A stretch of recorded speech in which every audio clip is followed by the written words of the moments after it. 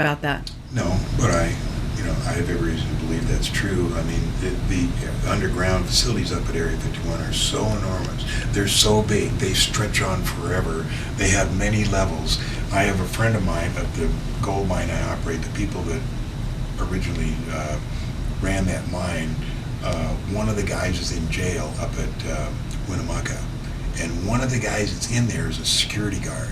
And he tells them, and the reason that security guard at Area 51 is in there is because he started to talk, and he's in there for life. But he tells the guys in there, what can they do to him now? And he said, yeah, it goes on forever. You know, he said, there's plenty of stuff underground. There's no doubt in my mind. See the stuff on Area 51. Oh, I know guys that work there, and they said there's no underground. Of course, because you know there's maybe 1,900 people who work above ground there. There's no reason for that. When you work at Area 51, they don't say, give you a briefing and they say, now, you know, don't tell anybody about the aliens we got up here. They don't do anything. They're the guys that, you know, work on, you know, airplanes and are mechanics. They have no reason to know that stuff. Sure. Security doesn't work that way. I mean, is it your understanding that Benowitz was basically messed with through mind control? Benowitz was onto some very good information, real information. He's the one that discovered Dulce. He's the one that knew about the black ship that crashed on Archuleta Mesa. He's the one that knew about the stuff in the Monsanto. Doty was sent to disinform him along with Bill Moore to make him look like an idiot. And you knew Bill Moore, right? Is that right? Yeah, Bill Moore. You know, that guy. Because Bill Moore has kind of gone black. I mean, he's not out in public really right now. I guess he was messed with a lot, but he knows a lot as well, wouldn't you say? Probably, yeah. Yeah, at this point.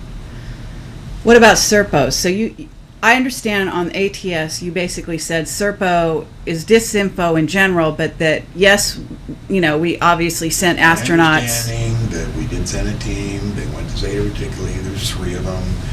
You know, that could be disinformation. Who knows? Maybe there was 5, you know. Right.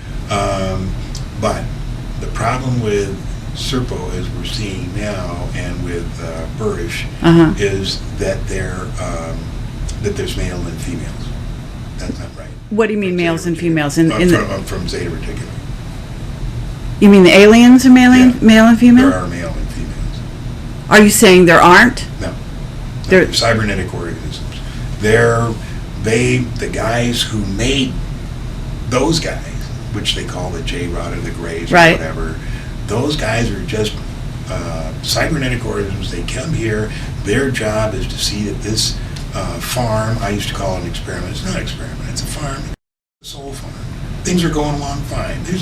I used to think it was evil. It's not. We're just developing. Right. And those guys, the Greys, are just here doing the monitoring work, seeing that everything's going okay. They pick up kids when they're 3 to 4. They pick them up when they're 7 to 8. And then once at 13, be sure that everything's going okay. And that's all their job. Genetic manipulation, in other words, upgrading the race. And right now we're arrogant, murderous, thieves, you know, and we learn to grow out of it. When we learn to grow out of that, we'll be able to go and play with everybody else in the universe, which is, you know, a great big wonderful place. So where do you get your certainty from? By what? Your certainty about what you know. You know what I mean? Is it because you've talked to so many people who've been in deep? Yeah. But have you yourself had any ET interactions that you know of? Probably, but I don't have the slightest memory. Okay. The only thing, you know, that ever happened was when I was 9 or 10 years old. I used to go down on Saturday mornings to Brownie Brown's dance studio where I took tumbling, ballet, and tap dancing.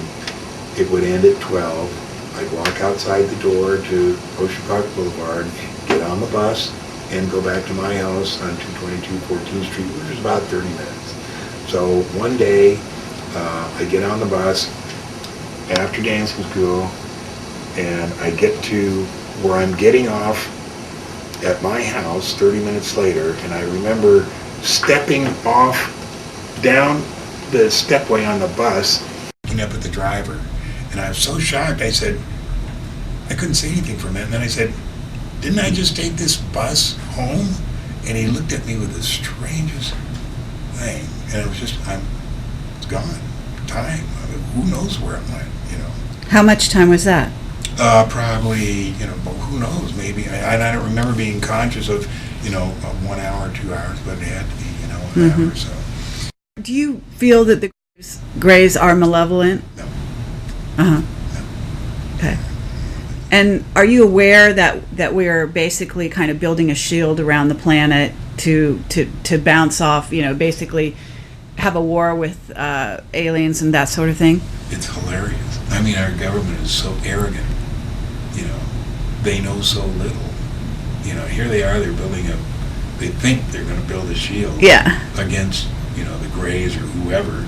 There may be some kind of a war going on, but the basic theme, basically what Earth is all about is the development of the soul. Mm-hmm. There's billions of Earths in the universe, billions of them, just like Earth, in various stages of development. Some of them are not as advanced as we are, some of them are more advanced. Mm-hmm. But it's, it's all about the soul and getting bigger, not being such murderous, arrogant, thieves and, going on. We have to develop. The sun is not a series of thermonuclear explosions. The sun is an electromagnetic sphere. And what it does is it reacts with the electromagnetics of the certain planets, all the planets in the solar system, which enables them to have atmospheres and environments just like Earth. Mercury is not hot enough to melt lead. It's just like Earth. Neptune is not a big gas giant. It's just like Earth. The only big gas giant in our solar system is NASA. I'm just talking about what they're trying to feed us now on Project Zero. Okay. And the reason is, I believe, that there's no way the government can hide any more of the Greys. They have to come up with a story. Right. So since they don't know who they are or what they're doing, they just want to say, yeah, they're from Zeta Reticuli. Yeah, we've been there. Yeah, it's a mom and pop deal. They play soccer. We played soccer with them. Yeah, it's no big deal. Yeah, except that they were doing genetic engineering and they took the parts of one astronaut and the body parts and were cloning him. That's part of the Serpo story as well. I didn't read Yeah, well, a lot of people miss that because they're actually... Which astronauts? One of the astronauts that died on Serpo. Oh, yeah, okay. Was basically found to be cloned. Yeah. Right. And supposedly they almost started a war over finding that they couldn't, do last rites on the body of their fellow astronaut. I mean, it's a great story, but who knows if it's true. And I may be wrong. I don't believe it. It's disinformation because. But we've been to Zeta Reticuli. I mean, so the root of the story is actually true. I mean, as far as you're concerned, or maybe because of what your contacts are telling you. Because there's some pretty deep-in people. I haven't seen, it's the day is 90 Earth hours long. I haven't seen that information come up. Okay. It's the fourth planet from Zeta Reticuli 2. So if you're standing on Reticulum 4, you're going to see both suns, Zeta 1 and Zeta 2. Wow. Yeah, because apparently there are pictures of some things like that. Great.